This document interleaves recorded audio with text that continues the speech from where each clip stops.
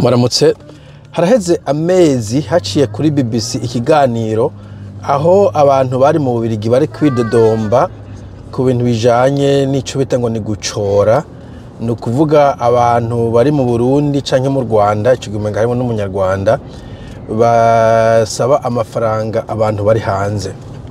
Ejo bundi plutôt ejo numva Chimamanda Moses abicishijemwo avuga ku bintu bijanye nuko hari abantu usanga kugira ngo bashobore gutera imbere ariko bihoza urwamo rw'abantu bandi bari bariko baravuza.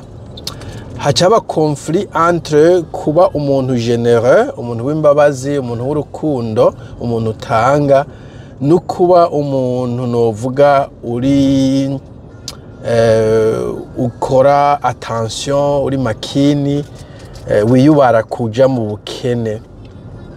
Kubera mu bisanzwe abantu benshi abatwita aba diaspora, abantu bari hanze, usanga ata amafaranga menshi dukorera. Jewe hari abo murambwira nti ndayafise mugabo ni bimwe vya burankwiye. Usanga umuntu arishe inzu, waba inzu warishe wa upanze, abantu benshi baratari baki barapanze, n'abaguze inzu ino kwera inzu zizimvye, nta muntu ashobora kugura inzu cash. Buri muntu aguze inzu ayigura kuco bita mortgage canke ideni rya banki, usanga riva ku myaka 15 gushika ku 30. Or abarundi bashitsi no ubu bwa vuba ntabwo dufise second generation nka generation ya kabiri, benshi bafise mortgage bariko barariha. Hanyuma heje kuriha inzu bufise nk'imodoka, imodoka nayo nyene habusanga bafise imodoka y'ideni. Hanyuma iruhande y'ideni haba hariho assurance canke insurance ku modoka. Hanyuma hakaba nyene nuko imodoka tuza kubakorerwa entretien, byo kuraba ko kwije ibyangombwa kwibarabara, ibintu nk'ivyo. Ivyo bivuyeho haca ivyo gusuma, navyo nyene ibintu vyo kurya vyarazimvye mu maduka. Jewe ngishika hano novuga yuko ibintu vyo vyaraduze ibirenga n'ibiburi 20%, kandi nta bantu benshi imishahara igendera duga nkuko inflation ibintu bitera bizimba. Bo ico kihavuye ukajuja yuko tudakorarira mishahara ubuzi bukomakomeye. Mvuze muri rusangi washobora gusanga umu professeur, umu ingénieur hiya, ariko la plupart d'entre nous y'abantu ba diaspora kubera twagiye mu bihugu tutamenyereye systeme yaho, bamwe bagenda bakuze, bamwe batavuga n'ururimi rwaho canke batavuga nyene bigezweho, usanga turiko dukora ubuzi bubayabaye, sinovuga ngo bugayitse canke buciriritse, mugareka ngoreshe ikirundi ciza cimbabara amatwi. Ubuzi bubayabaye ni ukuvuga buca buguhemba amafaranga bayabaye. Ivyo bica bituma uheje kuriha ivyo vyose navuze, ugize Imana bigakwiza ntayasigara. Iyo nasigaye nka mortgage nk'akaroro ku muntu azi ubwenge, kirazira kuriha minimum, nukuza urashaka ko dukeyi kugira ngo uzoheze kuyariha n'ingoga, uca usanga urishe na interne nkeyi. Ikindi kubera nk'ubuzi dukora nta garanti iriho ko akazi kazokwamaho, iyo akazi gaheze biragufasha iyo mu nzu yawe ufise amafaranga arenze ko, sino ibanki ishobora kuyigutwara. Twarabibonye kumbe twana ku maradiyo no ku mateleviziyo muri 2008 mu 2008 habaye GFC, Global Financial Crisis. Hari abantu benshi b'Abanyamerika amazu yabo n'ibindi bintu bafite ku madeni n'imodoka, amabanki yaciye abitwara kubera ubuzi bwabo bwari buheze, bibananira kuriha. Iyo donc ufise amafaranga menshi, bo nk'imodoka aho vyose akwiriha vyihutirwa canke bishose muri ukagura cash, mugaco siyo cyane kuvuga nshaka kuvuga muri make ko natwe tuba turi burankwiye nta mafaranga tuba dufise. Ikindi ushira ko ufise abana, burya abana nabo barasaba consommation, kandi uko ubitaho niko bazokura bakaba abana bazima. Nk'akarorero weekend abana b'abazungu baba bariko bakina imipira n'ibindi bita extracurriculum, ivyo bintu bisaba amafaranga n'umwanya wawe. Ivyo vyihojeje usanga abana batari sociale bakuze canke hari tarabari bafise utaberetse, donc ivyo bisaba amafaranga. Ikindi bagaca bicara kuri computer canke kuri ku matelefone, ugasanga babaye kind of ibigoryi sinzi. Mbo ikindi benshi banegirije mugabo kigiye gutangura kudushika ko aho abantu batangura gusaza hari ikintu bita ubusaza. Iyo ushaje ikintu ca mbere gishika ntubugitanguye gukora. Imbere yuko kwanza unaronka na pension hagati y'imyaka 50 na 65, amenga ibihugu vyinshi ayo myaka 35 batanga pension. Mugabo imbere yaho hari igihe uburakaze ugaca usanga kubera ukuze abantu bihuta kuguha akazi n'ingoga. Abantu benshi ubu ndiko ndabona ku mateleviziyo bazungu kwanza ku ma YouTube bariko baridodomba ko maze kweza imyaka 65, 55, 60 mugabo badashobora kuronka amafaranga ya pension kandi kuronka akazi babakumira kubera bitwa nk'abashaje. Bahita ngo ni ageism mu Kicongereza canke age discrimination, ibintu nk'ivyo. Donc ivyo no kuvyita ko kazi gashobora guhera pension itaraza, uzocubaho gute niba wagiye ubaho du jour au jour. Mbo hanyuma pension naho nyene ibigezweho ubu nuko nta muntu pension nta bantu igitunga no dufaranga tw'ijinja ntikize. Mvuze pension cyase kuvuga amahera leta itanga ku buryo bica bisaba yuko uba ufise yandi wabitsa handi, preferablement nka investissement, na cyane cyane ko warahijiye kuriha inzu yawe atade n'ugifise yaba mortgage yaba kurentinga. Hanyuma kandi ukafise n'udufaranga dufise ushobora ko kumuraguza izindi nzu ukayikodesha canke waragize izindi investments haba muri stock exchange, stock market n'ibindi. Ivyo birakuraba, ariko ico kintu aba barundi kenshi turacibagira tukaza tubaho ku munsi.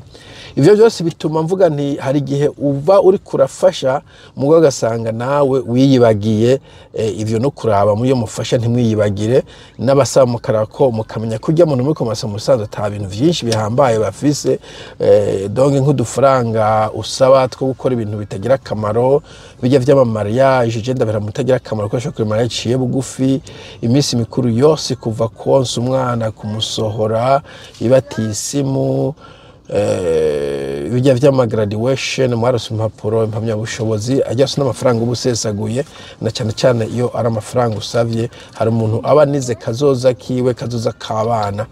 Nkivuga kubana kandi kenshi na kenshi nk'abantu nka twege dustragoringa kubera abazungu bafite imyaka y'iwacu usanga abavyeyi babo bariko barasaza bagaca basigira ibintu babaraze.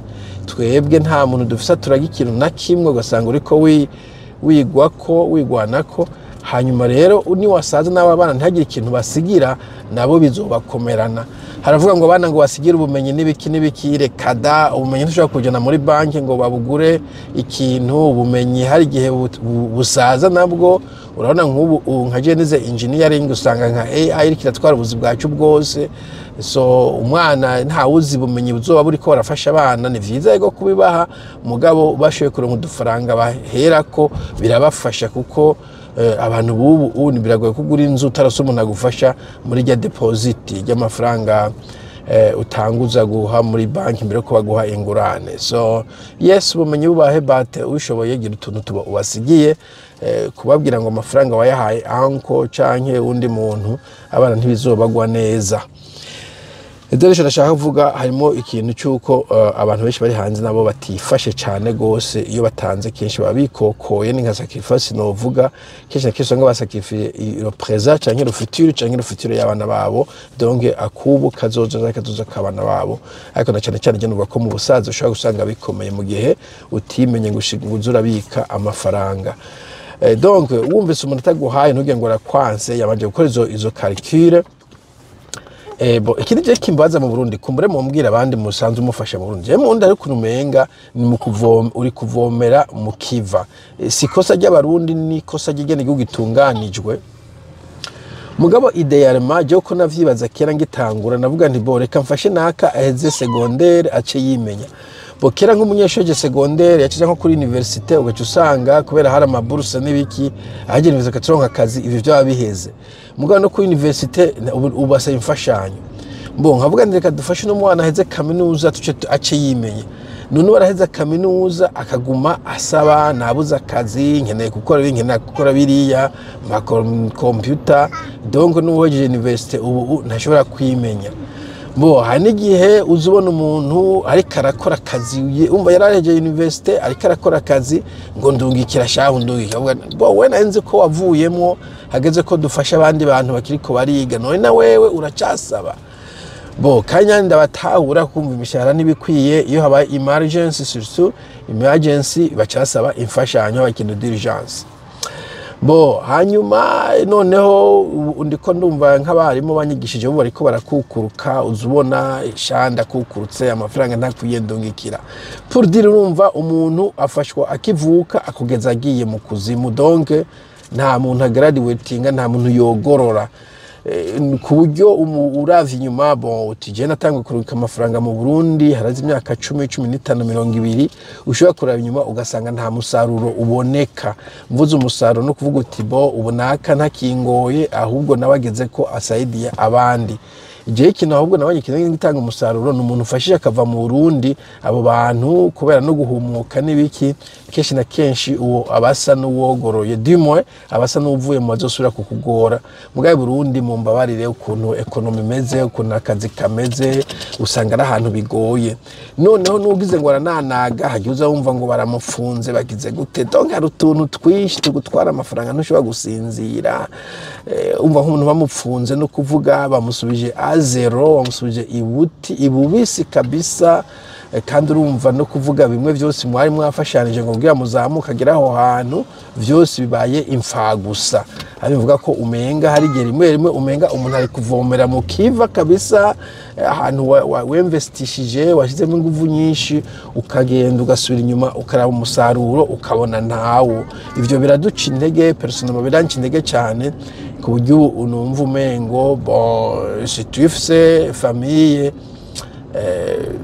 vyoba vyiza ariho umuntu asize ingufu nyinshi na cyane cyane utanga kwiza imyaka 50 gutyo utangure kuraba ko ufise amafaranga zo gutunga azokubesha uko aziga imyaka mike cyane yo gukora ugize imana 15 ariko n'imbere yaho ushobora gusanga atakaza ufise cyangwa udafise inguvu imbaraga zo gukomeza ukora akazi na cyane cyane ubuzi buvunagura nawe uri nk'umumekanisye cyangwa kandi kazi k'inguvu kuko kwiza imyaka 50 amavi atangura kwanka amafigo ibiki harabo ndi kubona ari kugwara ngwara nk'izi za diabete n'iki zikugira faible udashobora gukora ubuzi bwose donc ndi kuvuga no gutangura kuza muri imenya ni mpave musanga namwe mushaziye ku muhanda canke kwibarabara murabo muri West hatanguye kuba abasaza baba homeless abantu basaza bagasanga nta mafaranga afise kubabeshaho bakaba mu muduga